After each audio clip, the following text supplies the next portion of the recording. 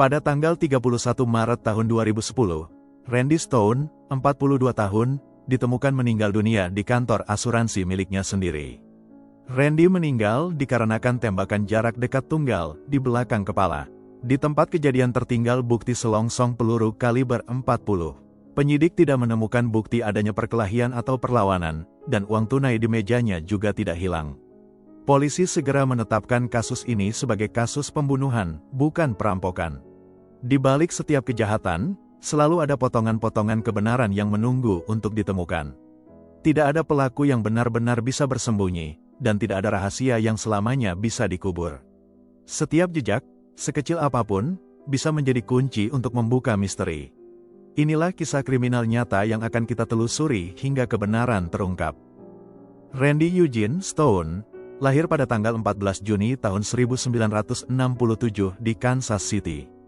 Dia adalah seorang suami dan ayah yang baik, bertanggung jawab dan sangat mengasihi keluarganya. Randy sudah menikah selama 20 tahun dengan istrinya Teresa Stone. Mereka dikaruniai 2 orang anak lelaki dan perempuan, Michael dan Miranda. Randy bertugas di Korps Marinir Amerika Serikat selama operasi Badai Gurun dan kemudian di cadangan Angkatan Darat. Setelah kembali dari dinas militer ke kehidupan sipil, Randy merintis kantor agen asuransi miliknya sendiri di Missouri, bernama Farmers Insurance, yang adalah cabang dari Farmers Insurance di seluruh Amerika. Usahanya ini kemudian berkembang pesat sehingga dia banyak dikenal sebagai ahli keuangan. Istri Randy, Teresa, awalnya bekerja sebagai ibu rumah tangga, namun ketika bisnis asuransi milik suaminya berkembang pesat, Teresa ikut membantu Randy bekerja di kantornya sebagai seorang sekretaris. Randy juga dianggap tokoh penting yang berpengaruh serta bersahaja di lingkungannya di Independence, Missouri. Randy dan Teresa saling mengenal sejak kecil di Kansas City, Missouri. Mereka berdua sama-sama tumbuh dalam keluarga Kristen yang taat. Namun mereka kehilangan kontak satu sama lain, setelah Randy bergabung dengan marinir pada usia 18 tahun. Keduanya kembali bertemu dan menikah setelah Randy kembali dari dinas militer.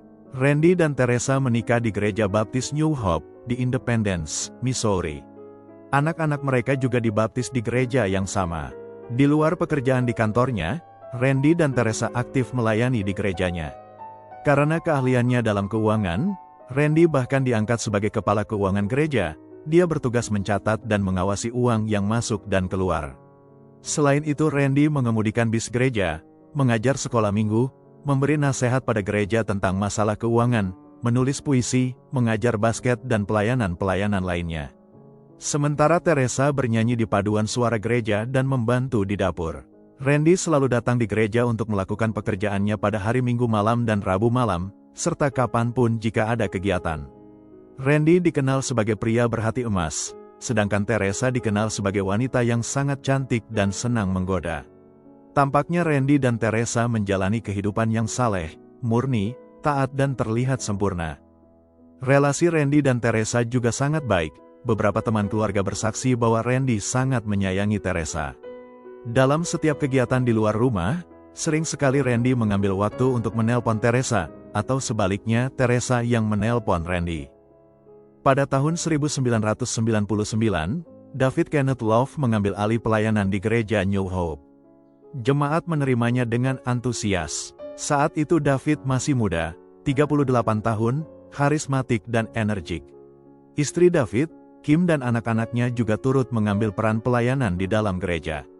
Kim mengasuh anak-anaknya, sekaligus berperan sebagai sekretaris gereja. David dan Kim bertemu di perguruan tinggi di Chattanooga, Tennessee, lalu mereka menikah pada Juni tahun 1982. Menurut Kim, David memperlakukannya seperti ratu.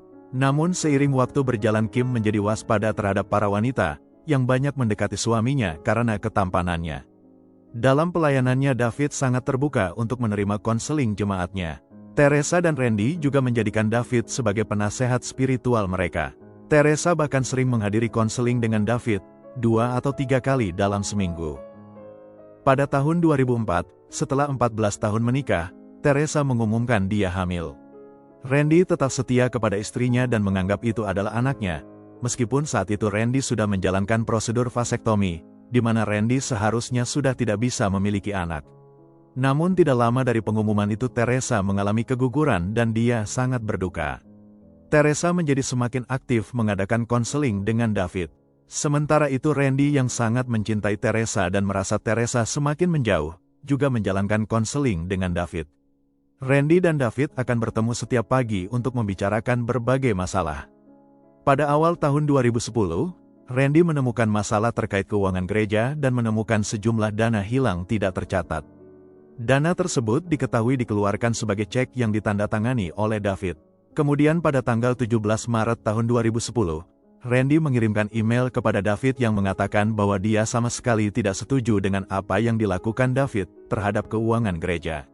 Namun David tidak mau mengakui kesalahannya dan mengatakan bahwa dia tidak mau pelayanannya dikendalikan oleh keuangan gereja. Randy tidak menyampaikan hal itu pada diaken gereja, maupun pada pihak yang berwenang. Randy yang marah memilih mengundurkan diri dari jabatan kepala keuangan dan guru sekolah minggu. Randy juga berencana membawa keluarganya untuk keluar dari gereja tersebut. Kembali lagi pada meninggalnya Randy Stone, polisi memeriksa seluruh area kantor Randy. Di sebuah tempat sampah di samping meja kerja Teresa, polisi menemukan satu lembar catatan yang sudah disobek, entah surat cinta atau ucapan selamat ulang tahun. Ketika disusun kembali, sobekan-sobekan itu terbaca kalimat, "Selamat ulang tahun sayang, aku belum bisa mengendalikan semuanya, tetapi ketika kita sepenuhnya bersama, ulang tahunmu akan selalu menyenangkan." Ketika polisi mencocokkan tulisan tangan Randy dengan tulisan tangan di catatan tersebut sangat tidak cocok. Belum sampai 24 jam Randy meninggal dunia, Teresa menghubungi teman Randy, Robert Davis yang juga agen asuransi yang menangani asuransi Randy. Teresa menanyakan berapa lama waktu yang dibutuhkan untuk mencairkan uang asuransi Randy. Robert merasa itu pertanyaan yang sangat aneh, di mana suaminya belum lewat 24 jam meninggal dibunuh. Ketika Robert Davis memeriksa dan menyampaikan kepada Teresa bahwa penerima manfaat asuransi kematian Randy bukanlah Teresa, namun kedua anak mereka, Teresa menjadi sangat terkejut. Pada saat pemakaman Randy, ratusan orang hadir memberikan penghormatan. Upacara pemakaman dipimpin oleh pendeta David Love. David memberikan pidato penghormatan yang mengharukan dan menyentuh hati. Kita menangis bukan hanya karena perpisahan dengan orang yang kita cintai, tetapi karena pertanyaan-pertanyaan yang ditimbulkan oleh kematian. Pertanyaan seperti mengapa, mengapa dia, mengapa sekarang? Pidato penghormatan David untuk Randy sengaja direkam oleh polisi maupun para pelayat, yang meyakini bahwa mungkin si pembunuh hadir di acara tersebut. Pada saat diinterogasi, Teresa menyampaikan alibinya dengan kuat. Tidak ada air mata yang mengalir di wajahnya, dia sangat tenang, banyak bicara dan hanya menunjukkan sedikit saja emosinya. Dia mengatakan bahwa pada hari itu, dia menghabiskan waktunya di luar kantor, yaitu pergi melakukan setoran ke bank, mengunjungi ahli tulang belakang, menjemput putrinya di sekolah kemudian makan di restoran Sonic. Kegiatan yang dilakukan Teresa bahkan diperkuat dengan nota atau video. Sebuah hal yang dirasa agak aneh karena Teresa memiliki catatan yang sangat terperinci bahkan dengan bukti-bukti yang lengkap. Saat Teresa ditanya tentang catatan yang disobek di sampah ruang kerjanya, Teresa mengatakan surat itu ditinggalkan di mobilnya setahun yang lalu oleh seorang pengagum rahasia. Teresa mengakui memang menyobek dan membuangnya agar Randy tidak membacanya. Namun saat detektif meninggalkan ruangan dengan kamera yang masih merekam, Teresa berkata dengan jelas, "Astaga, saya lupa tentang surat itu." Kepada penyidik Teresa bersikeras bahwa pernikahannya dengan Randy baik-baik saja dan dia sangat berbahagia, dia tidak tahu siapa yang ingin membunuh suaminya. Interogasi terhadap Teresa menghabiskan waktu selama 10 jam non-stop, dengan jawaban yang berbelit-belit dan menguji kesabaran para penyelidik, sampai dengan mereka mendapatkan pengakuan jujur dari Teresa. Sementara itu di tempat lain, polisi mencocokkan selongsong peluru kaliber 40 yang ditemukan di tempat kejadian perkara, dengan selongsong lain yang ditemukan di sebuah pertanian di bagian timur Jackson County, tempat di mana Randy suka berlatih menembak.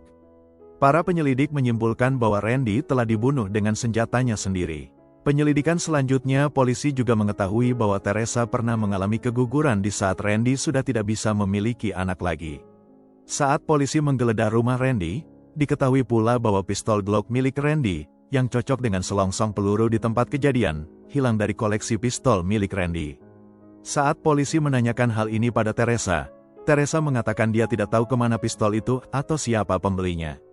Pada saat yang sama polisi mendengar desas-desus dengan siapa Teresa berselingkuh, yaitu dengan pendeta mereka David Love. Desas-desus itu mulai terkuak di jemaat gereja. Polisi merasa mereka berdua memiliki motif untuk melakukan kejahatan tersebut. Polisi memiliki teori bahwa Teresa telah berselingkuh dengan David.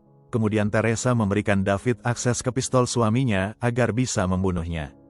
Untuk bisa menangkap dan memeriksa David, polisi membutuhkan pengakuan dan kesaksian Teresa tentang perselingkuhan, pistol dan rencana pembunuhan tersebut.